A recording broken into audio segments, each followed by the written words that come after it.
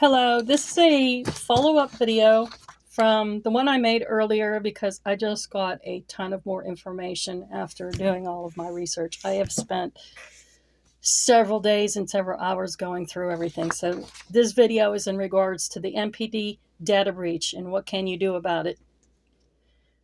There really is a lot to do in regards to making sure your information is secure after the latest National Public Data Breach, or NPD. Do not consider what I have to say here as a complete list of what to do. I had to dig really deep into researching things for folks so they can do what can help protect themselves. And this is the list I have personally compiled and put together for the whole entire community. Number one, lock down your social security number. You can go to myverify.uscis.gov. Once you lock it down, this will protect you from anyone applying for a new job or applying for any social security benefits. You can always unlock it prior to getting employment or applying for benefits and then relock it after the fact. Number two, you will need to contact the Social Security Administration. They can be reached at 1-800-772-1213, Monday through Friday, 7 a.m. to 7 p.m. They have two ways to lock down your Social Security number in addition to the E-Verify method that I mentioned previously. The first type of block is a block of your Social Security number called a direct deposit block. This basically will prevent anyone from changing your direct deposit information online, including you. The second type of optional block is something called an electronic access block. This basically blocks all electronic access online to your account at the SSA.gov website, to include you. So you can always have these things changed later, but once you change them, after you set this up, if you need to change anything, then you will have to set up an appointment and physically go into your local Social Security office with several forms of identification to prove who you are and to update anything such as a direct deposit change. So once they put the block on, you have to go through a lot of red tape to do that. Number three, make sure you freeze all four, not three, and there could be even more credit bureaus, I don't know, but I know of at least four now. You want to freeze all four credit bureaus, and you want to add a fraud report on them that's good for a year, and then after every year, if you can keep adding that fraud report, if you want to keep that on there. Keep in mind that if you go to apply for credit loans or anything else, you will have to temporarily lift the freeze and fraud report to apply, or you may be disapproved. So Equifax is www.equifax.com or call 1-800-525-6285. There is Experian, www.experian.com or call 1-888-397-3742. TransUnion, www.transunion.com or call 1-800-680-7789. And then there's Innovis, spelled INNOVIS, www.innovis.com or call 1-800-540-2505.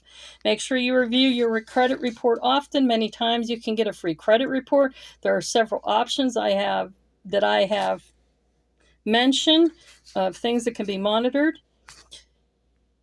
You will have to do your own research on it, though, as I will not recommend any given specific service for monitoring credit and all that. You can figure that one out. Number four, contact the IRS at 1-800-908-4490. You want to discuss IRS identity theft. They're open from 7 a.m. to 7 p.m. Monday through Friday. You can go to the official website to fill out Form 14039. It's approximately 640 days to process, or sometimes they get it in 120 days or less to process it. It's basically an identity theft affidavit.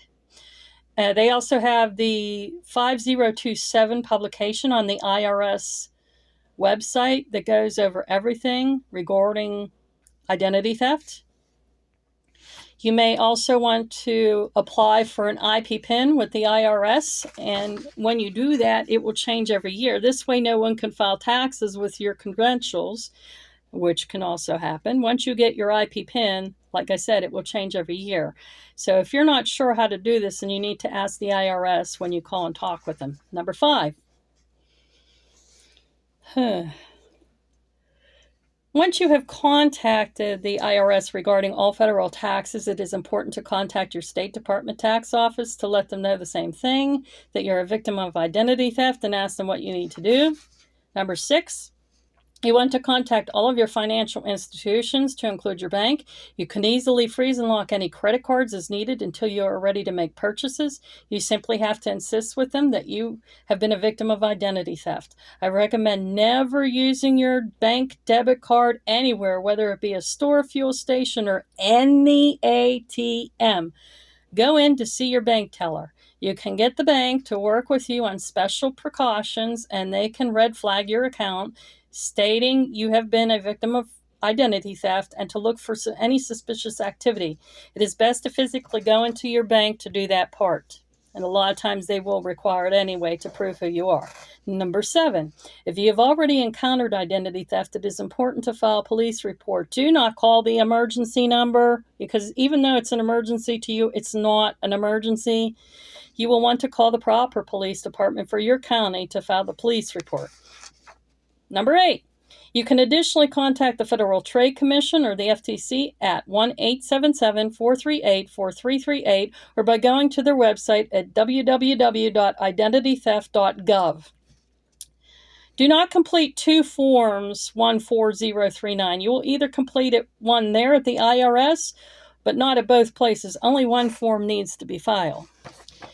Number 9, the phone number for your state. It depends where you're at. You're going to have to look up for your Pennsylvania State Department, but you'll want to look that up and give them a call in regards to your state taxes. Number 10, you'll want to contact the Attorney General's Bureau of Consumer Protection for your state. Number 11, never click on emails when you think something official is coming through for you. Either call the company directly that will be listed on the back of any of your cards, or go to the appropriate websites by typing in the proper URLs. Number 12, ultimately, you are responsible for your own security. I highly recommend utilizing monitoring services. They can keep a diligent watch on anything that looks suspicious and run scans additionally on the dark web. Some of these services will cost a monthly fee. I also suggest getting rid of all information on any social media website you may have listed your personal details. Finally, I have checked with the post office in regards to there being a potential problem with fraudsters trying to do a change of address form, but it is not as simple as filling out a card anymore like it used to be. It is the same case with your passport. In regards to insurance, you would not have to do much more than what I have already listed, but again, you can call and ask if it gives you more peace of mind. In regards to veterans, I spoke with the VA as well, and they informed me that they have extensive security measures in place, so fraud cannot be done using a veteran's information. If you have any other questions, it is always best to do your own research. I simply gave you the basic information to get you going and help put your mind a bit at ease. Remember, it is always better to veer on the side of safety and keep rings of fire around the things you value, like your personal information. Ultimately, everyone has to do what they feel is best for them and their situation. Well, I'm going to sign out. That's all I have for you. I tried to do this as quick as I had, but I felt this is important enough to get out to everybody, because everybody's confused, like, oh, what I can do. It's not simply just freezing your credit report. It's everything I just gave to you and then some. And I really feel if you do everything I just mentioned, your mind can be at ease. You won't have to go to sleep at night wondering, oh, is somebody going to cause a problem for me? This will help you. That's all I have for you. Have a great week, and whenever you get to the weekend, take care and God bless.